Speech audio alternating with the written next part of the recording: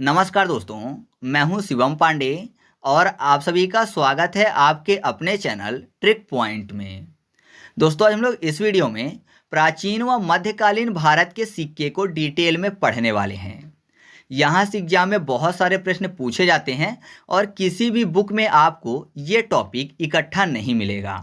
तो आप इस वीडियो को शुरू से अंत तक जरूर देखिएगा, जिससे कि जब भी आपके एग्जाम में यहाँ से प्रश्न पूछा जाए तो आप उसका सही उत्तर टिक करके आओ। तो देरी ना करते हुए चलिए इस वीडियो को शुरू करते हैं। तो बात करते हैं सिक्का यानी क्वाइन की। क्वाइन शब्द लैटिन भाषा के क्वीनस शब्द से लिया गया है। लैटिन में जो क्वीनस शब्द है उसी से क्वाइन लिया गया और क्वीनस का अर्थ होता है सील या फिर मोहर। और यह माना जाता है कि सिक्कों का जो अभिलेखित उपयोग है यह चीन और यूनान में लगभग 700 ईसा पूर्व और भारत में 6वीं शताब्दी ईसा पूर्व में मिलता है। सिक्कों का जो अध्ययन है वो कहलाता है मुद्रा शास्त्र। सिक्का मतलब मुद्रा, तो मुद्रा यानी सिक्का का अध्ययन क्या कहलाता है? मुद्रा शास्त्र कहलाता है। और आपको पता ही है कि प्रारंभिक सिक्के हाथ से बनाए गए ठप्पेदार सिक्के होते थे, इसलिए आकार व डिजाइन में समान नहीं थे। यानी जो प्रारंभ में सिक्के बने थे वो आकार और डिजाइन में समान नहीं होते थे। क्यों? क्योंकि पहले मशीन तो होती नहीं थी, तो हाथों से बनते थे, इस कारण से आकार और डिजाइन उनकी अलग अलग होती थी। अब बात कर लेते हैं आहत मुद्राओं की। तो प्रारंभिक सिक्के ढाले गए सिक्के थे और केवल एक ओर ठप्प अंकित थे और इनमें एक ही ओर 1 से 5 चिन्ह या फिर प्रतीक अंकित होते थे, इसलिए इन्हें क्या बोला जाता था? आहत मुद्राएं कहा जाता था। मतलब जो प्रारंभ में सिक्के ढाले गए थे उनको आहत मुद्रा बोला जाता था। क्यों? क्योंकि इनमें आहत मतलब होता है चोट पहुंचाना। चोट पहुंचाकर 1 या फिर मैक्सिमम 5 चिन्ह या फिर प्रतीक बना दिए जाते थे, इस कारण से इनको बोला जाता था आहत मुद्राएं। और याद रखिएगा कि यह केवल एक ही ओर ठप्पांकित होते थे और दूसरा जो साइड होता था वो एकदम खाली होता था। ठीक है, तो मैंने आपको बताया मिनिमम 1 और मैक्सिमम 5 चिन्ह या फिर प्रतीक बनाए जाते थे। इस कारण से जो आहत मुद्राएं हैं ना, इनको पंचमार्क सिक्का भी कहा जाता था। क्यों? क्योंकि मैक्सिमम 5 मार्क बनाए जाते थे, इस कारण से इनको पंचमार्क सिक्का भी बोला जाता है।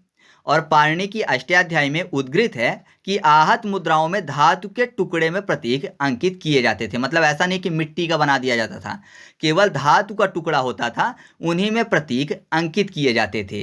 इसलिए इकाई को जो प्रत्येक इनकी जो इकाई होती थी, इनकी प्रत्येक इकाई को रत्ती कहा जाता था, जिसका वजन होता था 0.11 ग्राम। ठीक है, तो ये चीज़ याद रखिएगा कि ये कहाँ पर वर्णित है? पाणिनि की अष्टाध्यायी में। और इस सिक्के का जो पहला साक्ष्य है वो 6वीं शताब्दी ईसा पूर्व से 2री शताब्दी ईसा पूर्व के बीच में मिलता है। ठीक है, जो आहत मुद्राएं हैं इनका जो साक्ष्य वो कहाँ मिलता है? तो 6वीं शताब्दी ईसा पूर्व से 2री शताब्दी ईसा पूर्व के बीच में आपको देखने को मिल जाएगा। बाकी आपकी स्क्रीन पर जो सिक्के दिख रहे हैं ना, ये सबके सब आहत या फिर पंचमार्क सिक्के हैं। ठीक है, इसके बाद हम लोग बात कर लेते हैं विभिन्न महाजनपदों द्वारा जारी की गई आहत मुद्राओं की। पुराण, कारसापण या पण नामक पहली भारतीय आहत मुद्राएं 6वीं शताब्दी ईसा पूर्व में गंगा नदी के तटीय इलाकों में स्थित विभिन्न जनपदों और महाजनपदों में ढाली गई थी। यानी जनपदों और महाजनपदों में स्टार्टिंग में जो मुद्राएं ढाली गई थी उनको क्या बोला जाता था? पुराण, कारसापण या फिर पण नाम दिया गया था। और ये कहाँ पर ढाली जाती थी? तो ये गंगा नदी के तटीय इलाकों में जो जनपद या महाजनपद बसे थे वहाँ पर ढाली जाती थी। इन सिक्कों का अनियमित आकार एवं मानक वजन था। मानक वजन मतलब स्टैंडर्ड वेट था, फिक्स रहता था, अलग नहीं होता था। लेकिन मैंने आपको बताया कि हाथ से बनते थे तो आकार जो था वह नियमित नहीं था बल्कि अनियमित था। और यह विभिन्न चिन्हों के साथ चांदी में बनाए जाते थे। मतलब महाजनपद में जो बनते थे ये चांदी में बनाए जाते थे। जैसे सौराष्ट्र में कुबड़दार सांड, दक्षिण पंचाल में स्वास्तिक का टिक और मगध में सामान्यतः 5 प्रतीक होते थे। और मगध की जो आहत मुद्राएं थी ना, ये दक्षिण एशिया में सर्वाधिक प्रचलन वाली मुद्राएं थी। तो अगर आपसे पूछा जाता है कि दक्षिण एशिया में सर्वाधिक प्रचलन वाली आहत मुद्राएं कहाँ पर ढाली जाती थी, तो आपको सही जवाब देना है मगध में। ठीक है, मनुस्मृति और बौद्ध जातक कहानियों में इनका उल्लेख किया गया है और उत्तर की तुलना में दक्षिण में और 3 शताब्दियों 600 ईसा पूर्व से 300 ईसा पूर्व तक इनका प्रचलन रहा है। यानी उत्तर की तुलना में दक्षिण में सबसे ज़्यादा इनका प्रचलन रहा है। अब बात करते हैं मौर्य काल की, यानी 322 ईसा पूर्व से 185 ईसा पूर्व के दौरान आहत मुद्राओं की। तो प्रथम मौर्य सम्राट चंद्रगुप्त मौर्य के प्रधानमंत्री चाणक्य ने अपने ग्रंथ अर्थशास्त्र में रुप्यर रूप जो कि चांदी का सिक्का था, सुवर्ण रूप जो कि स्वर्ण यानी सोने का सिक्का था और ताम्र रूप जो कि तांबे का सिक्का था, उसके अलावा शीश रूप जो कि सीसा का सिक्का था, जैसी आहत मुद्राओं के ढलाई का उल्लेख किया है। यानी चाणक्य ने इन 4 प्रकार के जो सिक्के थे इनकी ढलाई का उल्लेख अपनी पुस्तक अर्थशास्त्र में किया है। और उपयोग किए जाने वाले विभिन्न प्रतीकों में सूर्य और 6 भुजाओं वाला जो पहिया था वो सर्वाधिक प्रचलित था। जिस सिक्के में औसतन 50 से 54 ग्रेन चांदी होती थी और वजन 32 रत्ती होता था, उसे कारसापण कहते थे। तो आप मौर्य काल से संबंधित आहत मुद्राओं के बारे में इतनी चीजें याद रखिएगा। इसके बाद हम लोग बात कर लेते हैं हिंद यूनानी सिक्के की, जिसका समय 180 ईसा पूर्व से 10 ईस्वी तक था। इन्होंने अपने सिक्कों पर शासक के वक्ष के ऊपर सिर दर्शाने की प्रथा प्रचलित की। यानी ये क्या करते थे कि जो वक्ष स्थल होता था उसके ऊपर का सिर शासक का अपने सिक्के में दर्शाते थे। और इनके भारतीय सिक्कों पर 2 भाषाओं, एक और यूनानी में और दूसरी ओर खारोष्टी में मुद्रा लेख मिलता था। यानी जो सिक्के में कुछ भी लिखते थे ना, तो एक तरफ यूनानी भाषा में लिखते थे और दूसरी तरफ खारोष्टी में लिखते थे। प्रारंभ में सिक्कों में यूनानी देवी देवता जैसे ज्यूल, हरक्यूलिस, अपोलो, पलास एथेन आदि की आकृतियों को उपयोग किया गया था, लेकिन बाद में सिक्कों में भारतीय देवी देवताओं की आकृतियां भी पाई गई। यानी जो हिंद यूनानी सिक्के थे इनमें प्रारंभ में वैसे तो यूनानी देवी देवताओं की आकृतियां पाई जाती थी, लेकिन बाद में भारतीय देवी देवताओं की आकृतियां भी पाई गई। और यह सिक्के महत्वपूर्ण है क्योंकि इसमें जारी करने वाले राजा की आकृति, जारी करने के वर्ष और कभी कभी शासनकर्ता राजा के संबंध में विस्तृत जानकारी भी होती थी। और याद रखिएगा कि यह जो सिक्के थे यानी हिंद यूनानी जो सिक्के थे यह चांदी, तांबा और निकल के बनाए जाते थे। साथ ही मैं आपको बता दूं कि हिंद यूनानी कुषाण राजाओं ने सिक्कों पर आकृति चित्र उत्कीर्ण करने की यूनानी प्रथा प्रचलित की। कुषाण सिक्के में एक और राजा के सिर स्तरण युक्त आवक्ष चित्र होता था, वह दूसरी तरफ यानी सिक्के के दूसरे पक्ष में राजा के इष्ट देवी देवताओं की आकृतियां सुसज्जित थी। और एक पॉइंट और नोट कर लीजिएगा कि कनिष्क द्वारा जारी सिक्कों में केवल यूनानी वर्णों का ही प्रयोग किया गया है। ठीक है। इसके अलावा कुषाण साम्राज्य के व्यापक मुद्रांकन ने बड़ी संख्या में जनजातियों, राज्यों और राजवंशों को भी प्रभावित किया, जिसके कारण उन्होंने अपने स्वयं के सिक्के भी जारी करने आरंभ कर दिए थे। मतलब काफ़ी ज़्यादा में मुद्रांकन किया, जिसको देखते हुए अन्य राजवंश जो थे, अन्य राज्य जो थे और उसके अलावा जनजातियाँ जो थी, उन्होंने अपने स्वयं के सिक्के भी जारी करने आरंभ कर दिए थे। इसके बाद हम लोग बात कर लेते हैं सातवाहन के सिक्के की। सातवाहन का समय 232 ईसा पूर्व से 227 ईस्वी तक है। तो सातवाहन के अधिकांश जो सिक्के थे यह शीशे के थे। चांदी के सिक्के अति दुर्लभ थे और इन्होंने पोटीन नामक चांदी और तांबे की मिश्र धातु का उपयोग किया। तांबे के भी कई सिक्के उपलब्ध हैं और सातवाहन सिक्के पर एक और हाथी, घोड़े, शेर यानी चैत्य बोल सकते हो आप की आकृतियां और दूसरी तरफ कथाकथित उज्जैन प्रतीक 2 पारगमन करने वाली रेखाओं के अंत में 4 चक्रों के साथ क्रॉस दर्शाया गया है। और इनके सिक्के में जो प्रयुक्त बोली है वो है प्राकृति। ठीक है। अब हम लोग बात कर लेते हैं पश्चिमी क्षत्रपों या फिर हिंद शकों के सिक्कों की, जो कि 35 से 405 ईस्वी के बीच में माने जाते हैं। तो इनका जो अधिपत्य है वो भारत में मूलतः मालवा, गुजरात और काठियावाड़ क्षेत्र में था। यह शक मूल के थे। तो इनके सिक्के पर शक संवत से संबंधित तिथियां जो हैं वो अंकित हैं, जो कि 78 ईस्वी से आरंभ होती हैं। और इनके सिक्के पर एक और राजा का सिर और दूसरी ओर उन पर बोध चैत्य यानी स्तूप की आकृति है। और इनमें मुख्य रूप से प्राकृतिक भाषा का ही उपयोग किया गया है। आपके सामने सिक्का भी है तो आप इसको देख सकते हैं।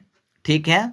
इसके बाद हम लोग बात कर लेते हैं गुप्त काल में जारी किए गए सिक्के की, यानी 319 से 550 ईस्वी के बीच में जारी किए गए गुप्तकालीन सिक्कों की, जो कि आपको पता है कि गुप्त काल जो था वो सिक्कों के संबंध में भारत का स्वर्ण काल था। गुप्त काल हिंदू पुनरुत्थान की अवधि का प्रतीक है। गुप्त सिक्के में मुख्य रूप से स्वर्ण सिक्के हैं, हालांकि गुप्त शासकों ने चांदी व तांबे के सिक्के भी जारी किए हैं और इन सिक्कों में राजा को खड़ा एवं वेदी पर चढ़ावा चढ़ाते हुए या फिर बीड़ा बजाते हुए या फिर अश्वमेध यज्ञ करते हुए, घोड़े या हाथी में सवारी करते, तलवार या धनुष से शेर बाघ गैंडे को मारते हुए या फिर पलंग पर बैठे हुए दिखाया गया है। तो इनके सिक्कों की ये विशेषता है। और दूसरी तरफ देवी लक्ष्मी सिंहासन या फिर कमलासन में बैठी हैं या फिर स्वयं रानी की आकृति बनी होती है गुप्त काल के सिक्कों में। और याद रखिएगा कि सिक्कों के इतिहास में पहली बार सिक्कों पर लेख जो था वो संस्कृति यानी ब्राह्मी लिपि में लिखा गया था। तो काफ़ी ज़्यादा इंपॉर्टेंट है, तो आप इसको याद रखिएगा। अब बात कर लेते हैं वर्धनों के सिक्कों की। तो थानेश्वर और कन्नौज के वर्धन वंश ने 6वीं शताब्दी के उत्तरार्ध में भारत से हूण आक्रमणकारियों को निकाल बाहर करने के उत्तरदायी थे। यानी जो थानेश्वर और कन्नौज के वर्धन वंश थे वो हूण आक्रमणकारियों को भारत से बाहर निकालने के प्रमुख उत्तरदायी थे। तो वर्धनों के चांदी के सिक्कों पर एक तरफ राजा का सिर व दूसरी तरफ मोर की आकृतियां पाई जाती थी। और वर्धनों में सबसे शक्तिशाली राजा कौन थे? तो हर्षवर्धन थे। तो हर्षवर्धन के सिक्कों की जो तिथियां हैं वो एक नए संवत जो कि हर्ष संवत बोला जाता है उसकी मानी जाती हैं, जो कि संभवतः 606 ईस्वी में उनके राज्याभिषेक के आरंभ में होता है। तो ये चीज़ आपको केवल वर्धनों के बारे में याद रखनी है। अब हम लोग बात कर लेते हैं पश्चिमी चालुक्य वंश के सिक्कों की, जो कि 6वीं शताब्दी ईस्वी के माने जाते हैं। तो इनके सिक्कों के बारे में केवल आपको ये याद रखना है कि इनके सिक्के पर एक और मंदिर या सिंह और मिथकी की आकृतियां पाई जाती हैं और सिक्का का जो दूसरी ओर है वो खाली छोड़ दिया जाता था। ठीक है। इसके बाद है पूर्वी चालुक्य वंश के सिक्के, जो कि 7वीं शताब्दी ईस्वी के माने जाते हैं। तो इनके सिक्कों के केंद्र में सुअर का प्रतीक होता था, जिसके चारों ओर राजा के नाम का प्रत्येक अक्षर जो था एक पृथक ठप्पे द्वारा अंकित किया गया था। और इनका दूसरी तरफ जो था सिक्के का वो खाली छोड़ दिया जाता था, यानी रिक्त छोड़ दिया जाता था। ठीक है। तो आपको पूर्वी और पश्चिमी चालुक्य वंश के बारे में इतनी ही चीज़ें याद रखनी है। इसके बाद हम लोग बात कर लेते हैं राजपूत राजवंशों के सिक्कों की, जिनका समय 11 से 12 शताब्दी ईस्वी का माना जाता है। इनके अधिकांशतः सिक्के सोने, तांबे या विलन मतलब चांदी और तांबे की मिश्र धातु की बात हो रही है, तो इनके बने होते थे। राजपूत सिक्के दो प्रकार के हैं। एक प्रकार में एक ओर संस्कृत में राजा का नाम और दूसरी ओर देवी की आकृतियां पाई गई हैं। तो ये सिक्के किनके होते थे? जैसे कलचुरी हो गए, बुंदेलखंड के चंदेल हो गए, अजमेर और दिल्ली के तोमर और कन्नौज के राठौर जो हो गए, उनके सिक्के इस प्रकार के होते थे, मतलब एक अलग प्रकार के होते थे। और गांधार और सिंध के जो राजा थे, राजपूत राजा, उनके सिक्के दूसरी प्रकार के होते थे। इनके सिक्के जो थे इनमें क्या होता था कि एक तरफ बैठा हुआ सांड होता था और दूसरी तरफ घुड़सवार की आकृति जो थी वो ठप्पांकित होती थी। ठीक है। तो राजपूत राजवंश के सिक्के के बारे में आपको ये विशेषता याद रखनी है। अब बात करते हैं पांड्य और चोल राजवंश के सिक्कों की। प्रारंभ में इनके सिक्के हाथी की आकृति के साथ वर्गाकार थे और आगे चलकर जो मछली थी इनके सिक्कों पर महत्वपूर्ण प्रतीक बन गई। सोने व चांदी के सिक्के पर संस्कृत व तांबे के सिक्के पर तमिल भाषा के लेख इनके सिक्के पर मिलते हैं। तो याद रखिएगा कि जो पांड्य और चोल वंश के राजा के सिक्के थे तो इनके जो सोने व चांदी के सिक्के होते थे उनमें संस्कृत में, और जो तांबे के सिक्के होते थे उनमें तमिल भाषा में लेख मिलते थे। इसके अलावा चोल राजा राजराज के सिक्कों में संस्कृत के साथ एक तरफ खड़े राजा और दूसरी तरफ बैठी देवी की आकृति है। और राजेंद्र प्रथम के सिक्कों पर बाघ और मछली के प्रतीक के साथ श्री राजेंद्र या गंगई कोडचोल उत्कीर्णित है, मतलब ये लिखा हुआ होता था। और पल्लव वंश के जो सिक्के होते थे उनमें सिंह की आकृतियां पाई जाती हैं। तो पांड्य और चोल राजवंश के सिक्कों के बारे में आपको ये चीज़ें याद रखनी है। अब बात कर लेते हैं तुर्की और दिल्ली सल्तनत के सिक्के की।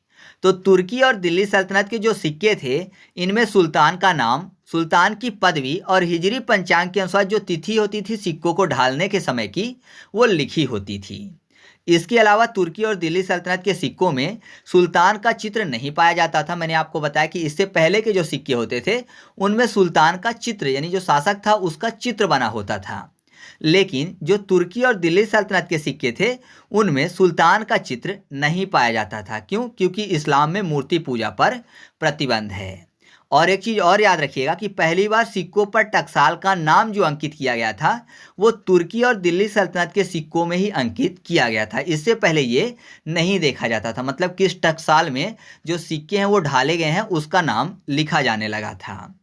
इसके अलावा इल्तुतमिश द्वारा चांदी का टंका और तांबे का जीतल प्रचलित किया गया था। तो अगर आपसे पूछा जाता है कि चांदी का टंका और तांबे का जीतल नामक मुद्रा किसने चलाई थी, तो सही जवाब क्या होगा? इल्तुतमिश। और मोहम्मद बिन तुगलक ने कांसे और तांबे के सिक्के प्रचलित किए और प्रतीक स्वरूप इसने कागजी मुद्रा भी जारी की थी। तो जो कागजी मुद्रा थी वो असफल रही थी। ठीक है, तो याद रखिएगा कि पहली बार कागजी मुद्रा जो है वो किसने जारी की थी, तो सही जवाब मोहम्मद बिन तुगलक। लेकिन ये कागजी मुद्रा असफल रही। इसके अलावा शेर शाह सूरी ने 2 मानक भार प्रचलित किए, यानी स्टैंडर्ड वेट प्रचलित किया। एक चांदी के सिक्के के लिए 178 ग्रेन और दूसरा तांबे के सिक्के के लिए 330 ग्रेन। तो जो चांदी का सिक्का था उसे रुपए के नाम से और जो तांबे का सिक्का था उसे दाम के नाम से जाना जाता था। तो अगर आपसे पूछा जाएगा कि रुपए और दाम नाम की मुद्राएं किस शासक ने चलाई थी, तो सही जवाब क्या होगा? शेर शाह सूरी ने। आपके सामने जो शेर शाह सूरी की मुद्रा है वो भी दिख रही है। साथ ही मुगलों का मानक स्वर्ण सिक्का लगभग 170 से 175 ग्रेन का मोहर था। आईने अकबरी में अबुल फजल ने इंगित किया, यानी वर्णित किया है कि एक मोहर जो है वो 9 रुपए के बराबर होती थी। और याद रखिएगा कि शेर शाह की मुद्रा में अंगीकृत चांदी का जो रुपया था ये सबसे ज़्यादा प्रसिद्ध मुगल सिक्का था। और मुगल तांबे का जो सिक्का था ये शेर शाह के दाम से नकल किया गया था, जिसका वजन 320 से 330 ग्रेन होता था। अकबर ने गोलाकार व वर्गाकार दोनों तरह के सिक्के जारी किए थे। 1579 में उसने अपने नवीन धर्म, आपको पता ही होगा अकबर ने एक धर्म चलाया था जिसका नाम था दीन इलाही, तो उसके प्रचार के लिए एक इलाही सिक्का भी जारी किया था जो कि सोने का सिक्का था। और इस सिक्के पर लिखा था, ईश्वर महान है, उनकी महिमा का महिमा मंडन हो। एक इलाही सिक्के का जो मूल्य था वो 10 रुपए के बराबर था और शहंशाह सबसे बड़ा सोने का सिक्का था। तो अगर आपसे पूछा जाता है कि मुगल काल का सोने का सबसे बड़ा सिक्का कौन सा था, तो सही जवाब होगा शहंशाह। और याद रखिएगा कि इन सिक्कों पर फारसी सौर महीने के नाम उत्कीर्णित थे, मतलब फारसी सौर महीने के नाम लिखे होते थे। और जहांगीर ने सिक्कों पर छंद के रूप में लेख खुदवाए थे और कुछ सिक्कों पर अपनी प्रिय पत्नी नूरजहां का नाम भी जोड़ा था। और सबसे प्रसिद्ध सिक्कों पर राशि चक्र चिन्हों की आकृतियां थी, यानी मुगल से संबंधित जो सबसे प्रसिद्ध सिक्के थे उन पर कौन सा चिन्ह अंकित था, तो राशि चक्र का चिन्ह अंकित था। ठीक है, तो मुगल सिक्कों संबंध में आपको इतनी चीज़ें याद रखनी है। आप एक चीज़ और नोट कर लीजिएगा कि भारतीय संदर्भ में सिक्कों का प्राथमिक रूप वेदों में पाया जाता है। निष्क धातुओं से बने सिक्कों के लिए उपयोग किया जाने वाला शब्द है। तो इस तरीके से हम लोगों ने सिक्कों से संबंधित बहुत सारी चीज़ें डिटेल में पढ़ी। अब पूरी वीडियो का निचोड़ आपके सामने आएगा और यहीं से एग्जाम में ज़्यादातर प्रश्न पूछे जाते हैं। तो पहला क्वेश्चन आपसे पूछा जा सकता है कि भारत में सबसे पहले चमड़े के सिक्के किसने चलाए थे, तो सही जवाब होगा निजाम भिस्ती ने। आपको पता होगा कि जो विलग्राम का युद्ध हुआ था हुमायूं और शेर शाह के बीच, उस समय हुमायूं की जान किसने बचाई थी, निजाम भिस्ती ने बचाई थी शेर शाह से, क्योंकि हुमायूं हार रहा था तो निजाम भिस्ती ने उसकी जान बचाई थी। तब हुमायूं ने क्या किया था कि जब दोबारा वो सुल्तान बना था तो निजाम भिस्ती को उसने एक दिन के लिए दिल्ली का सुल्तान बनाया था और उसी दिन निजाम भिस्ती ने सबसे पहले चमड़े के सिक्के चलाए थे। तो सही जवाब क्या होगा, निजाम भिस्ती। भारत में रुपए के सिक्के सबसे पहली बार किसने चलाए थे, तो मैंने आपको वीडियो में बताया कि शेर शाह ने चलाए थे। और शेर शाह के तांबे के सिक्कों को क्या कहा जाता है, तो शेर शाह के तांबे के सिक्के को दाम कहा जाता है और शेर शाह के सोने के सिक्के को मोहर या फिर असरफी कहा जाता है। अच्छा, मैं आपको एक चीज़ बता दूं कि अगर आप चाहेंगे ना तो ये सभी चीज़ें मैं आपको ट्रिक से भी याद करवा दूंगा। ठीक है, तो आप बस वीडियो को एक बार देख लीजिए, फिर ट्रिक से भी हम लोग इसको याद करेंगे। अब बात करते हैं आना सिक्के की। तो आना सिक्का किसके शासनकाल में चलाया गया था, तो आना सिक्का चलाया गया था शाहजहां के शासनकाल में। और इल्तुतमिश के चांदी के सिक्के को टंका बोला जाता था और सोने के सिक्के जो कि इल्तुतमिश ने जारी किए थे उसको बोला जाता था जीतल। नेक्स्ट पॉइंट है कि सबसे पहले शीशे के सिक्के किसने चलाए थे, तो सबसे पहले शीशे के सिक्के चलाए थे सातवाहन वंश ने। उसके अलावा सबसे पहले सांकेतिक मुद्रा किसके द्वारा चलाई गई थी? तो मैंने आपको बताया था कि सबसे पहले कागजी मुद्रा चलाई गई थी मोहम्मद बिन तुगलक द्वारा, जो कि असफल रही थी। तो सही जवाब क्या होगा? मोहम्मद बिन तुगलक। और अगर आपसे पूछा जाता है कि मौर्य साम्राज्य में प्रचलित मुद्रा का नाम क्या था, तो सही जवाब होगा पण या फिर कारसापण। ठीक है, तो मौर्य साम्राज्य में प्रचलित मुद्रा का नाम क्या था? पण या फिर कारसापण था। अब नेक्स्ट पॉइंट है कि उत्तर वैदिक काल में मुद्रा की इकाई को क्या कहते थे? तो उत्तर वैदिक काल में मुद्रा की इकाई को बोलते थे निस्क या फिर शतमान। और सबसे पहले शुद्ध अरबी के सिक्के किसने चलाए थे? तो इल्तुतमिश ने चलाए थे। गुप्त शासकों के चांदी के सिक्के को क्या बोला जाता था? तो वो बोला जाता था रूपक। और गुप्त शासकों के सोने के सिक्के को बोला जाता था दीनार। और भारत में सबसे पहले शुद्ध सोने के सिक्के किसने चलाए थे? तो सही जवाब क्या होगा? कुषाण शासकों ने, है ना।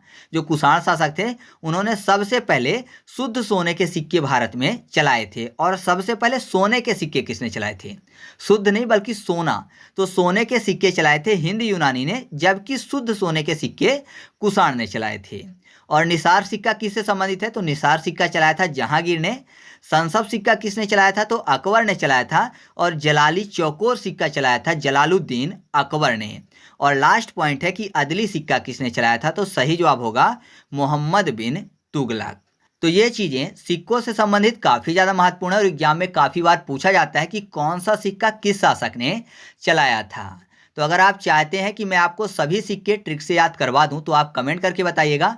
वीडियो अच्छी लगी तो वीडियो को लाइक कर दीजिएगा और दोस्तों के साथ भी शेयर कर दीजिएगा। तो चलिए मिलते हैं अगले वीडियो में, तब तक के लिए जय हिंद।